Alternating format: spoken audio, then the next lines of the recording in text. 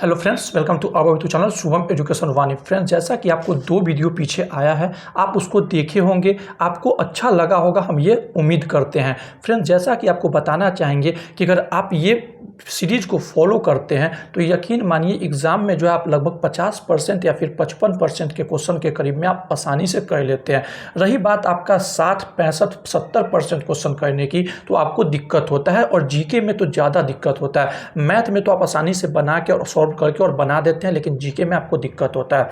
तो यकीन मानिए फ्रेंड्स कि अगर आप ये सीरीज को फॉलो करते हैं जब तक कि एईटीओ का एग्ज़ाम नहीं हो जाता है, या फिर आपका बिहार दरोगा का एग्ज़ाम नहीं हो जाता, या फिर बिहार सीजीएल का एग्ज़ाम नहीं हो जाता है, तब तक अगर आप ये सीरीज़ को फॉलो करते हैं तो आपको यकीन मानिए 10 से 12-15 नंबर तक का आपको बेनिफिट मिलने वाला है। यहाँ से आपका वीडियो से सेम टू सेम क्वेश्चन आपको देखने को मिलेगा। तो चलिए हम लोग लेट नहीं करते हैं, सीधे क्वेश्चन की दुनिया में चलते हैं। तो इसमें पहला क्वेश्चन जो आता है, पहला क्वेश्चन आपका कहता है कि बौद्ध धर्म यानी प्रथम बौद्ध संगति कब और कहाँ हुआ था। तो आपको बताना चाहेंगे कि प्रथम बौद्ध संगति जो हुआ था 483 ईसा पूर्व में हुआ था। वहीं पे दूसरा बौद्ध संगति जो हुआ था 383 ईसा पूर्व में हुआ था। वहीं चौथा बौद्ध संगति जो हुआ था 255 ईसा पूर्व में हुआ था।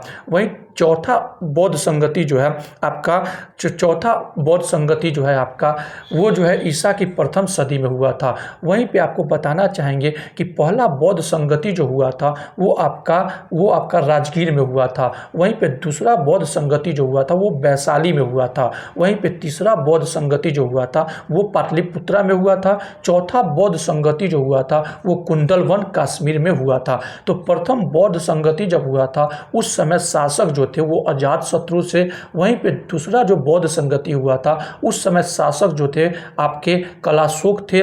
वहीं पे तीसरा बौद्ध संगति जो हुआ था उस समय भारत के शासक यानी आपके भारत के शासक जो थे अशोक थे। और चौथा बौद्ध संगति के समय शासक जो थे कनिष्क थे। तो आपको बताना चाहेंगे कि अजातशत्रु जो थे हर्यक वंश से थे। वहीं पे आपका कलाशोक जो थे आपका शिशुनाग वंश से थे।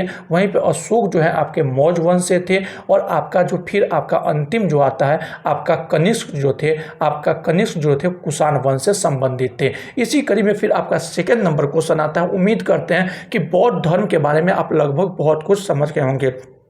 ये क्वेश्चन जो है आपका बौद्ध धर्म से एक क्वेश्चन आपका एग्जाम में आता है। अब आपका सेकंड नंबर क्वेश्चन आता है कि उपनिषदों की संख्या कितनी है। तो उपनिषदों की संख्या जो है आपका 108 है। वहीं पे आपका महापुराणों की संख्या जो है आपका 18 है। वेदांग की संख्या जो है आपका 6 है। वेदों को भली भांति समझने के लिए वेदांग की रचना की गई थी जो 6 है। आपको बताना चाहेंगे कि सबसे पुराना वेद जो है आपका ऋग्वेद है। वेदों की संख्या कितना है? 4। ऋग्वेद, यजुर्वेद, सामवेद और अथर्ववेद। तो आपको बताना चाहेंगे कि दशराज युद्ध का उल्लेख जो है ऋग्वेद के 7वें मंडल में किया गया है। दशराज युद्ध जो हुआ था वो जो था आपका सुदास और 10 राजाओं के बीच वो युद्ध हुआ था जिसमें सुदास की विजय हुई थी। आपको ये बताना चाहेंगे कि ऋग्वेद में जो है आपका 4 वर्ण की चर्चा है, जो कि आपका पहला आता है ब्राह्मण, क्षत्रिय, वैश्य और शूद्र। शूद्र की चर्चा जो है आपका ऋग्वेद के 10वें मंडल में है। वहीं पे फिर इसी कड़ी में आपका क्वेश्चन अगला आता है 3 नंबर क्वेश्चन कि गुप्त काल में सील किसको कहा जाता था। तो गुप्त काल में सील ऐसी भूमि को कहा जाता था जहां वहां पे आप खेती नहीं कर सकते थे, जोतने योग्य भूमि नहीं थी, उसे सील कहा जाता था। वहीं पे क्षेत्र ऐसी भूमि को कहा जाता था जहां पे आप कृषि कर सकते थे, वैसे भूमि को आप क्षेत्र कहते थे। वहीं पे आपका फिर अगला क्वेश्चन आता है इसी में कि चारागाह कैसी भूमि को कहा जाता था गुप्त काल में। तो चारागाह ऐसी भूमि को कहा जाता था, नाम से भी पता चल रहा है चारागाह, जहां पे आपका जानवर चारा खाते थे, वैसे जगह को चारागाह भूमि कहा जाता था। उसके बाद एक क्वेश्चन इसमें और भी आता है अपृहत। अपृहत ऐसी भूमि को कहा जाता था, जंगली भूमि को अपृहत कहा जाता था। इसी में आपका क्वेश्चन आता है कि गुप्त वंश का स्थापना किसने किया। तो गुप्त वंश का स्थापना जो है श्रीगुप्त ने किया। वहीं गुप्त वंश के अंतिम शासक जो था वो थे आपका विष्णुगुप्त। इसी में आपका आता है कि महाराजा धीराज की उपाधि जो है चंद्रगुप्त प्रथम को दिया गया था। चंद्रगुप्त प्रथम को महाराजा धीराज की उपाधि इसलिए दिया गया था क्योंकि वो दक्षिणावर्त के 12 शासक और आर्यावर्त के 9 शासक को हराए थे। इसी के लिए उनको महाराजा धीराज की उपाधि दिया गया था। आपको बताना चाहेंगे कि भारत का नेपोलियन जो है आपका समुद्रगुप्त को भारत का नेपोलियन कहते हैं। आपको जैसा कि मालूम होगा कि नेपोलियन बोनापार्ट जो थे फ्रांस देश के थे।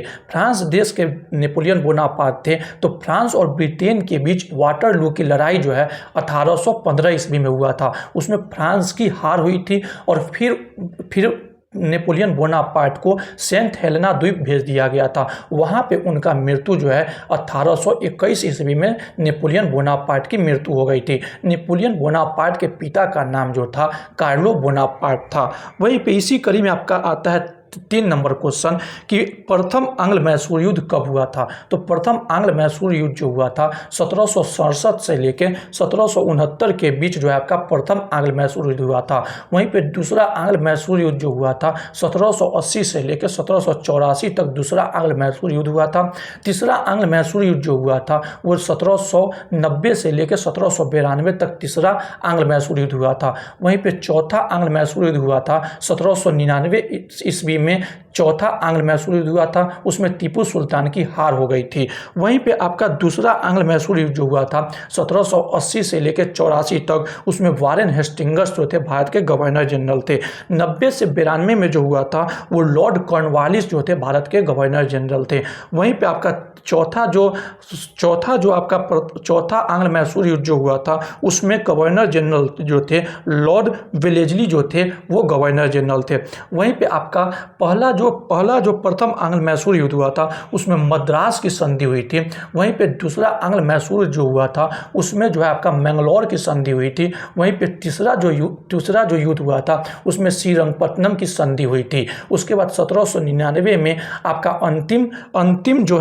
अंतिम मैसूर युद्ध हुआ था। उसमें 1799 में टीपू सुल्तान की हत्या कर दी गई थी। और फिर उसके बाद अगला क्वेश्चन जो आता है आपका, ये जो है आपका दरोगा में पूछा गया क्वेश्चन है, जो आपका 5-6 क्वेश्चन है। ये 1 लाइनर क्वेश्चन है, इसको हम तेजी से निकाल देते हैं। पहला इसमें क्वेश्चन आता है कि राज्य विधानसभा की अधिकतम संख्या निर्धारित है।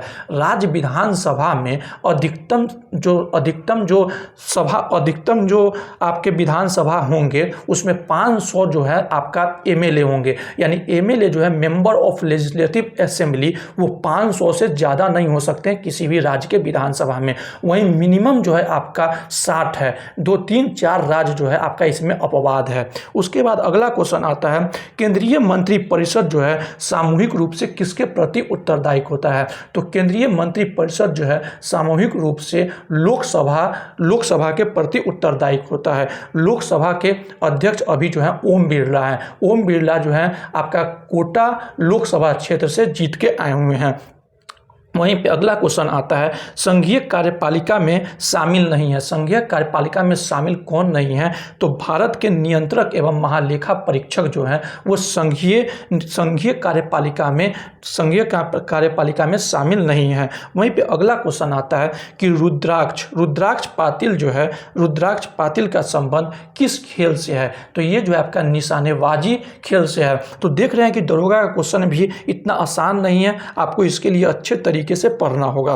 वहीं पे पता है इसमें क्वेश्चन जो आया था आपका, इसका जो आपका दिया गया है कि केंद्रीय मंत्री परिषद जो है सामूहिक रूप से उत्तरदायी किसके प्रति होता है। तो इसमें ऑप्शन 2 जो ऑप्शन था वो आपको फंसा दिया था। एक ऑप्शन था कि लोकसभा के प्रति और एक ऑप्शन था लोकसभा के अध्यक्ष के प्रति। बहुत विद्यार्थी जो थे लोकसभा अध्यक्ष के प्रति मारे थे, लेकिन वो जो है आपका गलती होगा। मंत्री परिषद जो है लोकसभा के प्रति उत्तरदायी होता है। वहीं पे अगला क्वेश्चन आता है आपका, कौशाम्बी किस महाजनपद की राजधानी थी। तो कौशाम्बी जो है वत्स महाजनपद की राजधानी जो थी कौशाम्बी थी। वहीं पे अगला क्वेश्चन आता है कि उत्तरी क्षेत्रीय परिषद का मुख्यालय, यानी उत्तरी क्षेत्रीय परिषद का मुख्यालय कहाँ है। तो उत्तरी क्षेत्रीय परिषद का मुख्यालय जो है आपका दिल्ली है। वहीं पे दक्षिणी क्षेत्रीय परिषद का मुख्यालय जो है आपका चेन्नई है। वहीं पे पश्चिमी क्षेत्रीय परिषद का मुख्यालय जो है आपका बम्बई है। वहीं पे पूर्वी क्षेत्रीय परिषद का जो मुख्यालय है आपका कोलकाता है। आपका मध्य क्षेत्रीय परिषद का जो आपका मुख्यालय जो है वो आपका इलाहाबाद है। आपको याद करने का तरीक है कि उत्तर में आपका दिल्ली है तो चार महानगर, उत्तर में दिल्ली, दक्षिण में चेन्नई, पश्चिम में मुंबई और पूरब में आपका कोलकाता और मध्य में जो है आपका इलाहाबाद हो जाएगा। उसके बाद अगला क्वेश्चन आता है कि अब तक गठित 4 परिसीमन आयोग, अब तक भारत में जो है 4 परिसीमन आयोग का गठन हुआ है। वो पहला जो आता है आपका 1952, दूसरा जो आता है 1962, तीसरा जो आता है 1973 और चौथा जो आता है 2002। यानी 4 परिसीमन आयोग का गठन अभी तक भारत में किया गया है। इसी कड़ी में आपका अगला क्वेश्चन आता है कि भिलाई स्टील प्लांट का जो स्थापना किया गया था वो किस देश के सहयोग से किया गया था। तो भिलाई स्टील प्लांट का जो स्थापना किया गया था वो रूस यानी यूएसएसआर के सहयोग से किया गया था। वहीं पे बोकारो स्टील प्लांट की स्थापना भी आपका यूएसएसआर के सहयोग से किया गया था। वहीं पे दुर्गापुर स्टील प्लांट की स्थापना जो है आपका ब्रिटेन के सहयोग से किया गया था। राउरकेला स्टील प्लांट की स्थापना आपका पश्चिमी जर्मनी के सहयोग से किया गया था। तो आपको बताना चाहेंगे कि भिलाई स्टील प्लांट की स्थापना जो है 1955 में हुआ था। वहीं पे बोकारो स्टील प्लांट की स्थापना 1964 में हुआ था। वहीं पे आपका दुर्गापुर स्टील प्लांट की स्थापना 1956 में हुआ था। उसके बाद आपका राउरकेला स्टील प्लांट की स्थापना 1959 में हुआ था। में आपका अगला क्वेश्चन आता है, जो ये सब क्वेश्चन जो है आपका प्रीवियस ईयर दरोगा में भी पूछा गया है और भी जितना भी बिहार का एग्जाम सब हुआ है इसी में ये सब क्वेश्चन वन लाइनर पूछा गया है, जो आपका इस प्रकार है। आपको पहला क्वेश्चन आता है, कनिष्क को जो है द्वितीय अशोक कहा जाता है। कनिष्क को क्या कहा जाता है? द्वितीय अशोक कहा जाता है। कनिष्क जो है कुषाण वंश से संबंधित थे। वहीं पे अगला क्वेश्चन इसमें आता है, भारत के विदेशी विनिमय संचय का प्रतिरक्षक जो है भारतीय रिजर्व बैंक करता है। भारतीय रिजर्व बैंक की स्थापना 1935 ईस्वी में हुई थी। वहीं पे फिर अगला क्वेश्चन आता है, विश्व व्यापार संगठन का गठन जो है 1995 ईस्वी में हुआ था। ये जो है आपका विश्व व्यापार संगठन की स्थापना जो 1995 में हुआ है, ये आपका दरोगा 1275 से पहले जो वैकेंसी आया था उसमें पूछा गया था। वहीं पे अगला क्वेश्चन आता है, विश्व का सबसे महंगा शहर जो है आपका टोक्यो है, जो जापान में स्थित है। वहीं पे अगला आता है क्वेश्चन, भारी जल का अनुभार जो होता है आपका 20 होता है। भारी जल का जो है अनुभार जो होता है आपका 20 होता है। भारी जल का सूत्र जो होता है D2O होता है, यानी ड्यूटेरियम ऑक्साइड। वहीं पे अगला क्वेश्चन आता है, ओजोन परत जो है समताप मंडल में पाया जाता है। ओजोन परत कहाँ पाया जाता है? तो समताप मंडल में पाया जाता है। समताप मंडल में ही रॉकेट उड़ाने वाले या फिर एरोप्लेन उड़ाने वाला समताप मंडल में ही उड़ाना ज़्यादा पसंद करते हैं।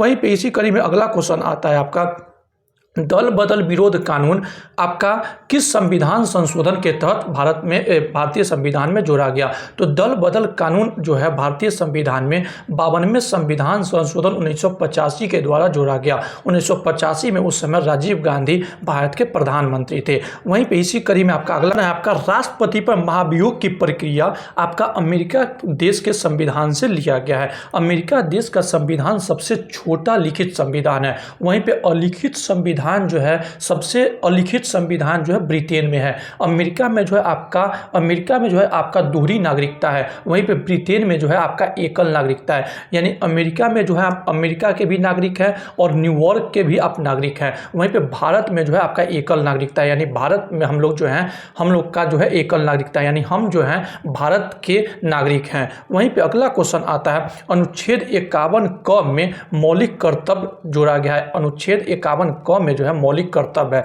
मौलिक कर्तव्य जो है आपका रूस से लिया गया है। रूस का जो है विघटन यानी यूएसएसआर का विघटन जो है 1991 में हुआ था। 25 दिसंबर 1991 को रूस विघटित होकर बहुत सारा देश बना था। वहीं पे अगला क्वेश्चन आता है, 42वें संविधान संशोधन जो कि स्वर्ण सिंह समिति की अनुशंसा पर हुई थी, आपका 1976 में हुआ था 42वें संविधान संशोधन।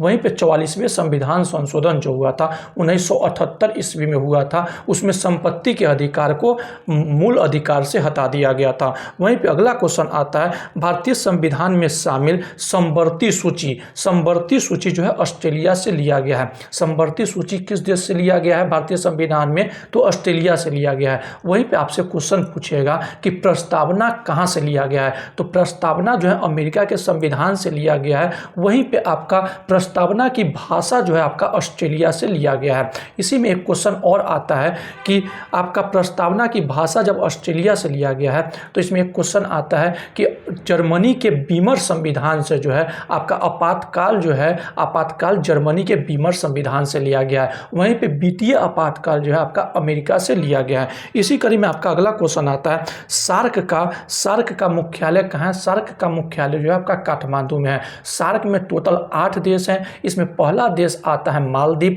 दूसरा आता है श्रीलंका, तीसरा आता है भारत, चौथा आता है आपका पाकिस्तान, पांचवा आता है आपका अफगानिस्तान, वहीं पे आपका छठा जो आता है आपका नेपाल, सातवां भूटान और आठवां बांग्लादेश। तो सार्क का मुख्यालय जो है काठमांडू में है, लेकिन सार्क का स्थापना 1985 में हुआ था। उसका पहला अधिवेशन जो है बांग्लादेश की राजधानी ढाका में हुआ था। बांग्लादेश का मुद्रा जो है आपका टका है। वहीं पे बांग्लादेश का राजधानी जो है आपका वो ढाका है। वहीं पे नेपाल का राजधानी जो है आपका काठमांडू है।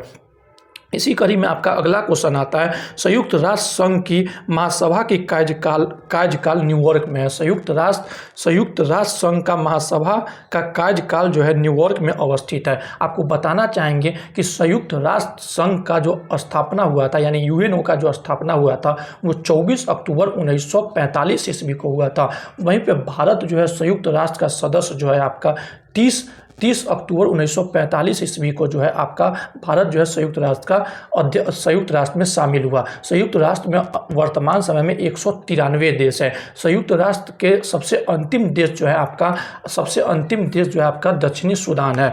वहीं पे फिर अगला क्वेश्चन आता है, लोकसभा का विघटन जो है आपका राष्ट्रपति लोकसभा का विघटन करता है। वहीं पे आपका जो आपका लोकसभा और राज्यसभा की संयुक्त अधिवेशन जो बुलाता है वो राष्ट्रपति संयुक्त अधिवेशन को बुलाता है। वहीं पे लोकसभा और राज्यसभा का संयुक्त अधिवेशन की अध्यक्षता लोकसभा अध्यक्ष करते हैं। इसी कड़ी में अगला क्वेश्चन है आपका, विश्व में जनसंख्या के दृष्टि से सबसे बड़ी मानव जाति जो है काकसेदाई जो है आपकी सबसे बड़ी मानव जाति है। का अगला क्वेश्चन आता है कि कैबिनेट मिशन की अनुशंसा पे संविधान सभा का गठन किया गया। कैबिनेट मिशन जो है भारत मार्च 1946 ईस्वी में आई। कैबिनेट मिशन ने ही संविधान बनाने के लिए प्रस्ताव रखा। कैबिनेट मिशन की अनुशंसा पे संविधान सभा का जब गठन हुआ तो उसके पहले अध्यक्ष जो थे 9 दिसंबर 1946 ईस्वी को सच्चिदानंद सिन्हा को चुना गया। सच्चिदानंद सिन्हा को इस आधार पर चुना गया कि वो सबसे वरिष्ठ सदस्य थे। वहीं पे आपका 11 दिसंबर 1946 ईस्वी को राजेंद्र प्रसाद को संविधान सभा का अस्थायी अध्यक्ष चुन लिया गया। वहीं पे आपका 13 दिसंबर 1946 ईस्वी को जवाहरलाल नेहरू ने उद्देश्य प्रस्ताव को संविधान सभा के समक्ष रखा। वहीं पे 22 जनवरी 1947 ईस्वी को संविधान सभा ने उद्देश्य प्रस्ताव को पारित कर दिया। संविधान सभा ने जब उद्देश्य प्रस्ताव को पारित किया तो वही बाद में चल के भारत के प्रस्तावना बने। भारत का प्रस्तावना जो है अमेरिका से लिया गया है। वहीं पे प्रस्तावना की भाषा जो है ऑस्ट्रेलिया से लिया गया है। प्रत्येक 10 लाख की जनसंख्या पे एक सदस्य की नियुक्ति हुई थी संविधान सभा में। संविधान सभा में उस समय 389 सदस्य थे। वहीं पे आपको बताना चाहेंगे कि संविधान सभा का जब गठन हुआ था उस समय जो है बांग्लादेश पाकिस्तान का भाग नहीं था। तो बांग्लादेश जब पाकिस्तान का भाग नहीं था तो उस समय संविधान सभा में भीमराव अंबेडकर जो है बंगाल से चुने गए थे। जब बंगाल का विभाजन हो गया तो वो पाकिस्तान में चला गया। उसके बाद भीमराव अंबेडकर जो है आपके